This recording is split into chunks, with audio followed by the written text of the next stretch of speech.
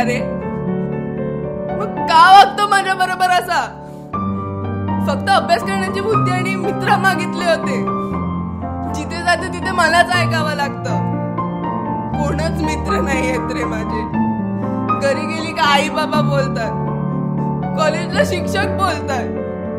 किती ऐकून घ्यायचं मी?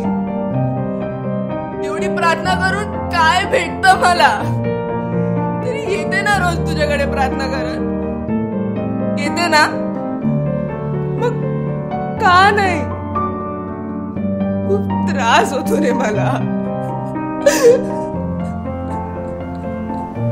काय ताई साहेब, बरी आहेस ना तू? ही बघ, आज गुलाबाची फुलं आणली आहेत मी तुझ्यासाठी. तुला आवडतात माहिती आहे मला. 5 वर्ष झाली की तुला जाऊन, तरी तुझी आठवण रोज येते ग. बाबा अजूनपर्यंत तुझ्या धक्क्यातून बाहेर नाही आले.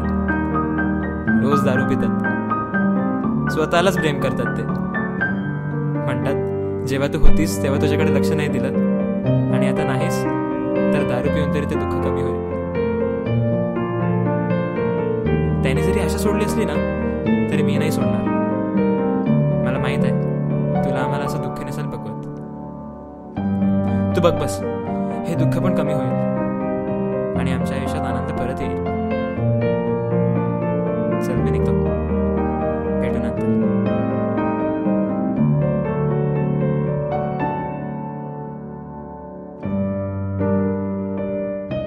अगं एलिटा, तू इकडे काय करतेस? तू कॉलेजला असतेस ना या टायमात? अरे दादा, आज आम्हाला कॉलेजमधून जरा लवकर सोडलं. ते विचार केला चर्चमध्ये येऊन थोडीशी प्रार्थना करते. सगळं ठीक आहे ना ग? तुझ्या डोळ्यात मला पाणी का दिसतं? अरे नाही नाही, ते प्रार्थना करत होती म्हणून. मग मला प्लीज ड्रॉप करशील? अगं तू पण काय विचारतेस? चल बस.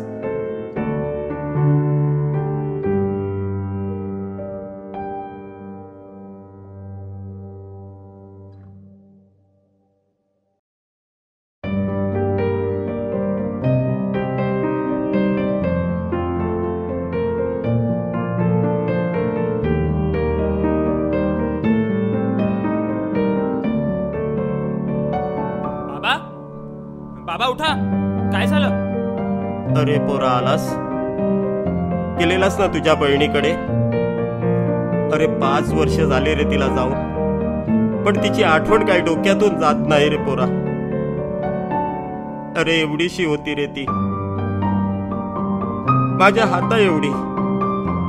लहानाचं मोठं केलं मी तिला तुझी आई वारल्यावर. खरं सांगू पोरा, तुझ्यापेक्षा तिच्यावर माझा जास्त जीव होता रे. पण कोणा परक्याच्या धोक्यामुळे ती आपल्याला कायमची सोडून गेली. एकदा सुद्धा तिच्या बाबांचा कसा नाही रे विचार केला तिने. तसं जर असतं ना तर ती सोडूनच गेली नसती रे आपल्याला. तिने आपलं एकदा तरी विचार केला असता रे. बाबा प्लीज सावरा स्वतःला बाबा. आपला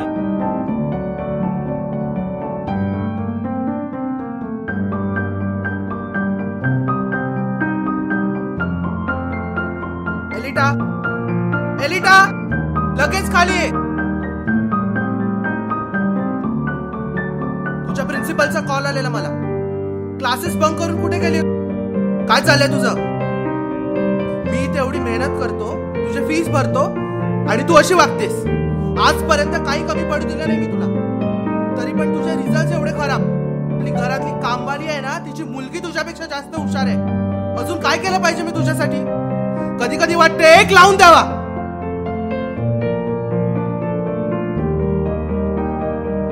तू आज मला थांबवलंस ना तर शेवटचं.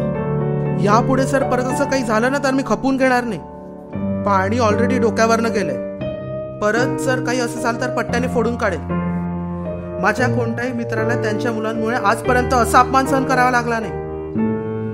हिच्यापेक्षा जर मुलगा जन्माला आला असता ना तर बरं झालं असतं.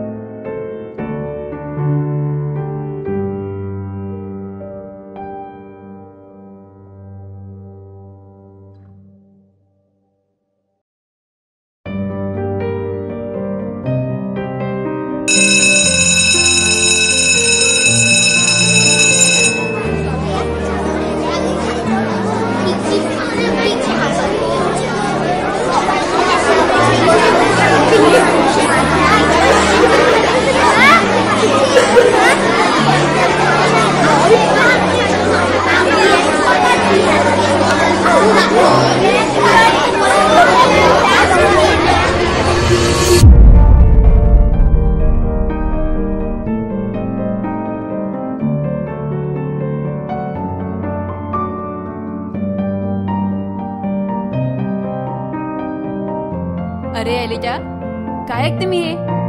तू लास्ट आले सगळ्या क्लासमध्ये प्रिलिम्सला. बोर्ड्स मध्ये काय खरं ना बाबा तुझं. सगळा टाइम फक्त ड्रॉइंग काढत बसते. पेपरामध्ये सुद्धा अंडी काढील वाटतं. कशाला माझं डोकं फिरवतायत? मी बघून घेईल माझं, तुम्ही तुमचं बघा. हे टावळे रोज रोन रोन करत फिरत असते ना, त्या दिवशी त्याला हिच्या बरोबर फिरताना बघितलं मी. आणि ये तुझं टीचरची शेपूट बनून झाला असेल तर सांग, मार्क्स तर त्याचेच मिळतात ना तुला. ए, जास्ती मार्क्स चढलाय का तुला? हा हा पकड तिला. हा, मार मार.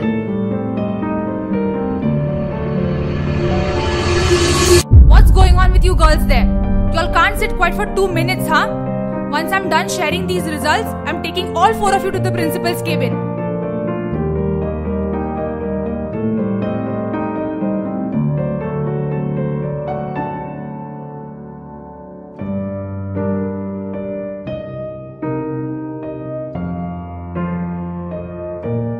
Elita, I don't know what's going on with you, but this is clearly not acceptable. All 4 of you there, come on, let's go to the principal's office.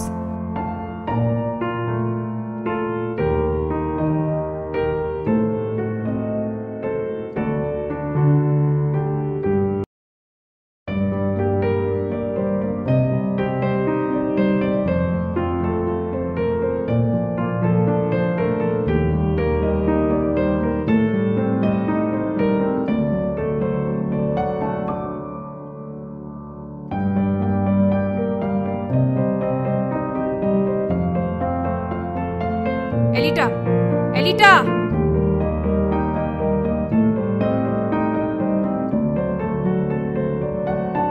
This behavior will not be tolerated in my institution. With these marks, I doubt you will pass the board exams. And above that, you are fighting in the class? No. I will have to talk to your parents about this. Please give me one more chance, please. Please, one more chance. Please don't get my parents. Please don't get my parents involved in this. Please give me one more chance. Please. Miss, please tell them to give me one more chance. Please.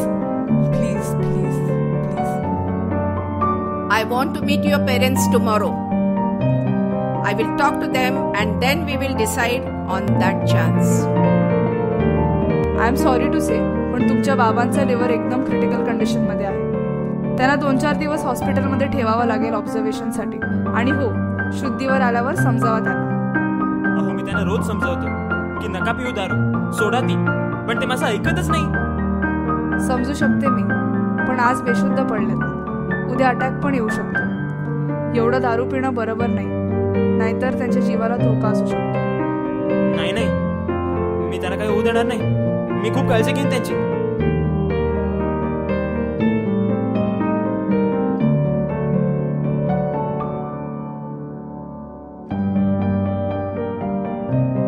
डॅडला जर हे सगळं सांगितलं तर ते काय करतील याचा विचार करूनच मला घाबरा वाटतोय. माझीच फॉल्ट आहे सगळी.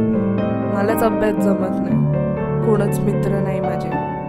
सगळे मला हेट करतात. बरोबर, मीच सगळ्यात मोठा प्रॉब्लेम आहे. जर मी नसेल तर काहीच प्रॉब्लेम होणार नाही. जर कोणत्या गाडीने मला रस्त्यावर ठोकून उडवलं तर किती बरं होईल.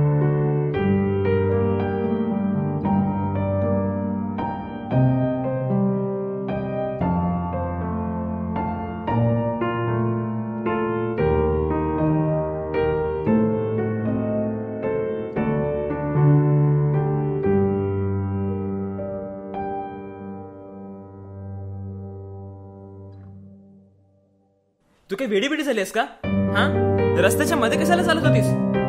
काय झालं असतं मग? पुण्याला किंमतच नाहीये माझी. पुणेच माझा मित्र बनायला तयार नाही. अभ्यासात पण मी हुशार नाही. माझे बाबा पण चिडतात माझ्यावर. देवाला मी आवडतच नाही असं वाटतं. म्हणून सगळं गिव्हअप करून रस्त्यावर चालत निघाली. अगं एलिटा, आयुष्यात कितीही प्रॉब्लेम झाले तरी गिव्हअप करणं हे सोल्युशन नाही आहे का? कारण जर वाईट होते तर चांगलं देखील होणारच. अरे दादा, पण केवढं सहन करायचं मी. खूप त्रास होतो रे मला. कुणालाच माझं दुःख समजत नाही रे. काही नाही.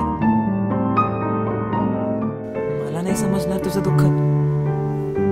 अगं जेव्हा माझी बहीण लहान होती ना तेव्हा माझी आई वारली आणि 5 वर्षापूर्वी माझ्या बहिणीने सुसाईड केलं. आता जस्ट मी माझ्या बाबांना हॉस्पिटलमध्ये ऍडमिट करून आलो. मला कसं नाही का समजणार तुझं दुःख. पण एवढं सगळं जरी माझ्या आयुष्यात झालं असलं ना तरी मी आशा नाही सोडत. मला समजतं रे दादा, तुझ्या पुढे माझं दुःख फार कमी आहे, पण मी करू तरी काय.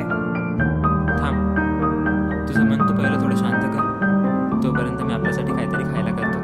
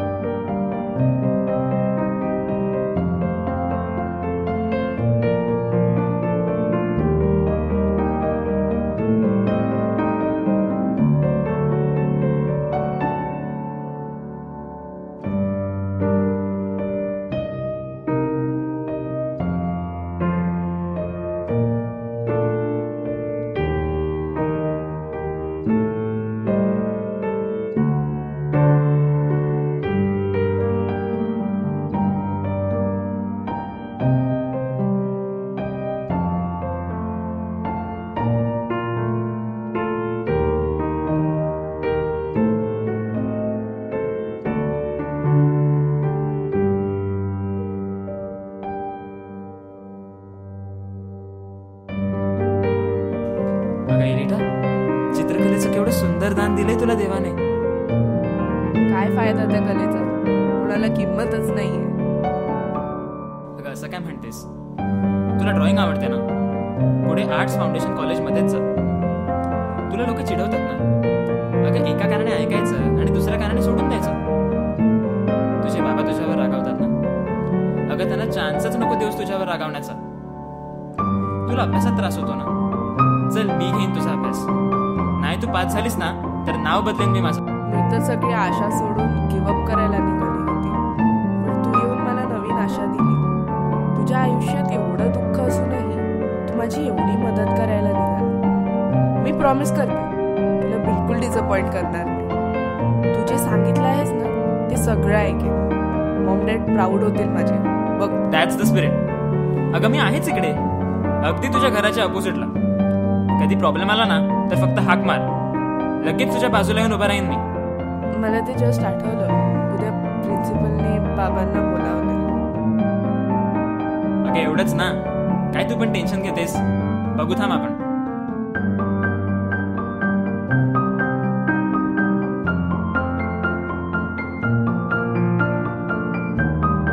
Good morning. एलिटाला मीच सांगितलं होतं तुम्हाला घेऊन येण्यासाठी.